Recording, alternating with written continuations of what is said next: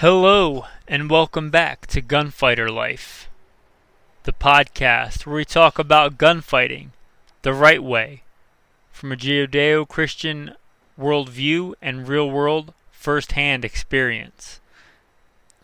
Today is a short episode on a single cartridge. I'm very blessed with experience and knowledge, and I try to pass it on, and it seems like these cartridge talks are some of the favorite ones. So, since I mostly do this to give you guys information, I'll give you what you want. Roll into a quick abbreviated bio and then into the main topic. I am your host, Michael Melito. First and foremost, I am a Christian, and I don't apologize for that. God is number one, and I want to recognize that. I'm a combat veteran of the United States Marine Corps. A couple of combat tours in Iraq. I was an urban warfare instructor for the Marine Corps. I also served in the United States Army. I also served with LAPD. I'm a state rifle and pistol champion a few times over, a professional big game hunter and guide, FBI certified firearms instructor. Blessed be the Lord my rock, who trains my hands for war and my fingers for battle. Psalm 144. With that, let's get into today's topic, guys. So today, in this Better Know a Cartridge series, we're going to be talking about a true American classic, the 30-30 Winchester. Per my Hornady reloading manual, which is next to me, it was introduced in 1895. I don't know that I've heard anybody else say this, but I'm going to submit the case that the 30-30 is America's first intermediate cartridge. Intermediate cartridges were a big deal in world history, in war history, and the history of battles. World War I, even World War II, Americans were using a full power 30-06, and before that even bigger, the 45-70, things like that. We started getting, obviously won those wars, but we kind of started seeing an advantage in the German rounds and the Russian rounds, like 7.62 39, the 8 Kurtz, and some other intermediate cartridges. They allow for fast follow-up shots with less recoil, less bulk, a reasonable rate of fire. With that in mind, I would submit that I actually had this a while before World War I in the guise of the 30-30 Winchester. We just didn't deploy it for warfare, but we used it for hunting and for, let's say, civil defense. Out in the Wild West. If it came out in 1895, surely it was used in a few skirmishes out west against whomever. Brave pioneers, men just trying to hack a living with their family out of the wilderness.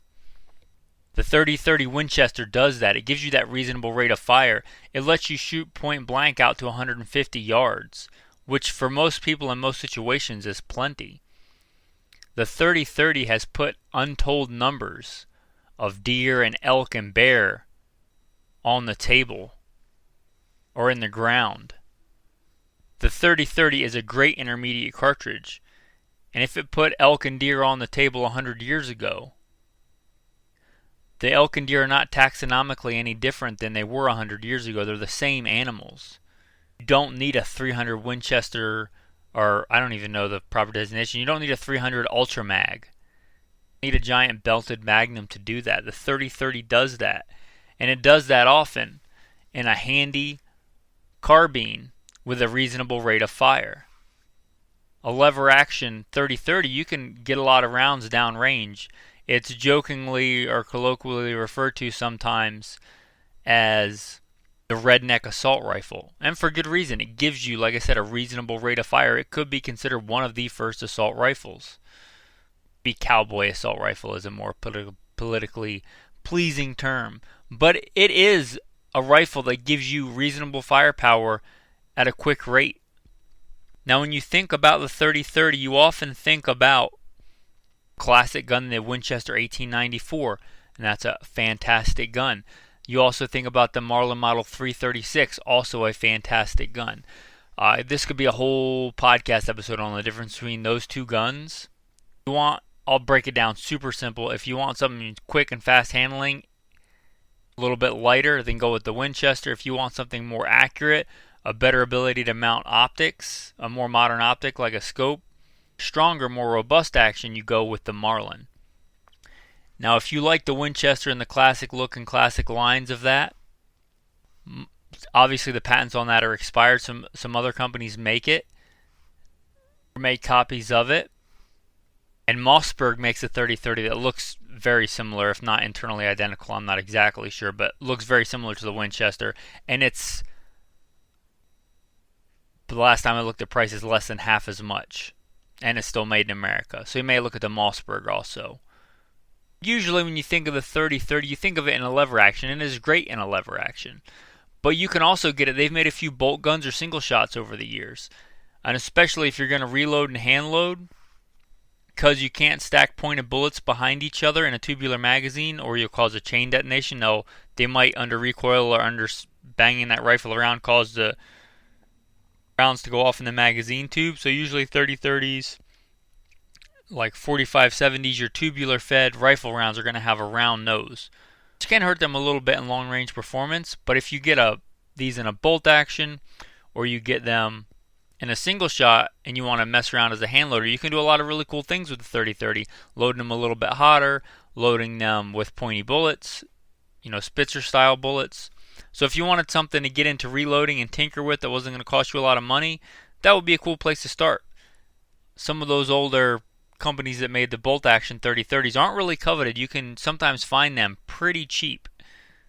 And just a cool gun would be a cool gun for just, the rainy, nasty days, for throwing in a canoe, something where you did your own rebluing job on it and it didn't look great, but it got the job done. And if it got a little bit scratched up or beat up, then you could just get some of that perma blue from Walmart and redo it again. A gun to loan to somebody when they come out to go hunting with you that they can beat up and you're not going to cry over it. So those are really cool too. If you happen to see one, a bolt action, they're, like I said, generally not coveted, so you can get them for a fair price, in my opinion, for what you get out of it.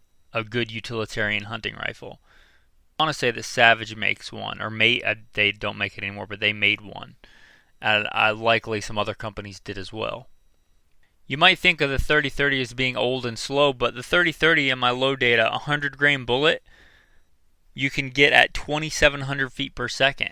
And that's not the hottest load you could probably put in there. That's a recommended load. 100 grains at 2,700 feet per second.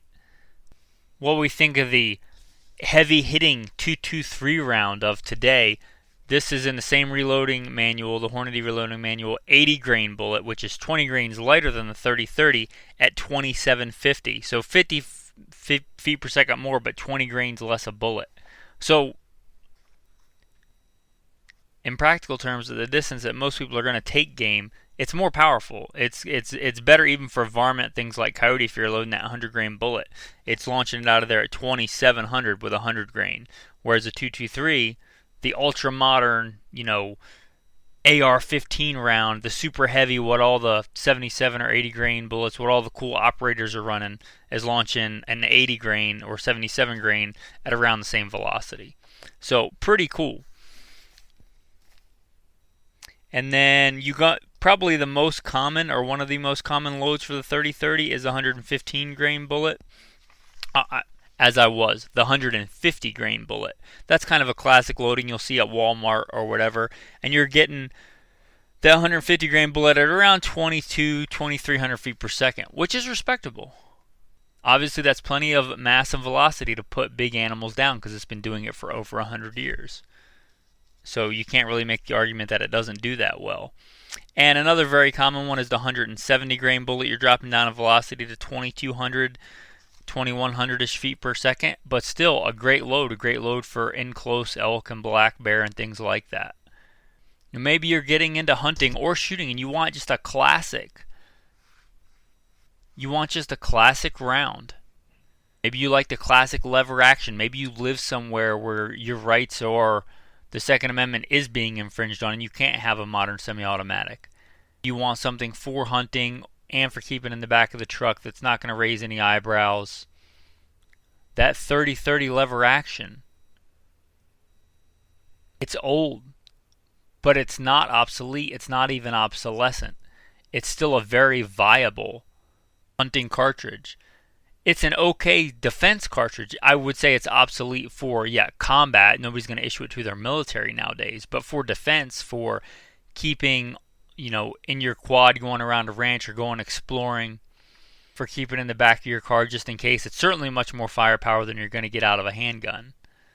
At least out of any common defensive handgun most people are going to run. So don't turn your nose up at the old 30-30 or the old lever actions. They're great guns. They're American classics.